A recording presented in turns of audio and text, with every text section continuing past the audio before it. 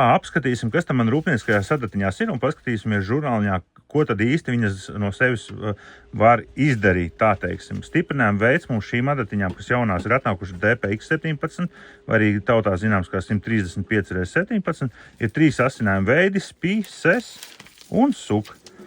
Varam vaļā mūsu skaisto katalogiņu un iepazīstamies ar pirmo SES asinājumu. SES asinājums. Austiem adītiem materiāliem ļoti forši ir plānām trikotāžām, kā sporta apģērbiem. Var redzēt, ka gals ir ļoti smails, tāpēc ļoti labs elastīgiem materiāliem.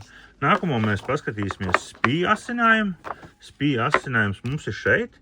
Blīviem un cieši austiem materiāliem, popliniem, zīdiem, mikrosatīniem, lūk, kur arī var smuki izlasīt. Tā kā SPI mums ir ļoti asas adatiņas var saglabāt.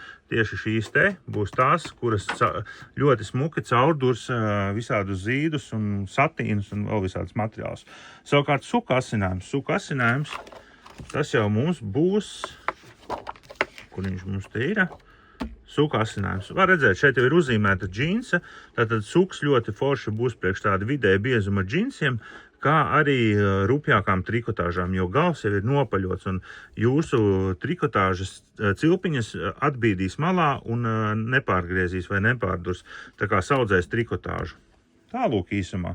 Tās ir adatiņas, kas mums ir atnākušas DPX17, iegādāties var mūsu veikaliņā šarlotsauduma.lv sadaļā šūšu piedarama instrumenti, adatas un rūpniecisko šojmašīnu adatiņas DPX17, kā arī klātienē Cēsīs Jāņa Poruka ielā 23. Ja interesē kaut ko vairāk, lai es pastāstu par adatiņām, droši rakstiet komentārā vai sūtiet man ziņu, mēģināsim atrisināt. Ja jums ir kaut kādas problēmas ar rūpniecisko šojmašīnu adatiņām, droši rakstiet, jā.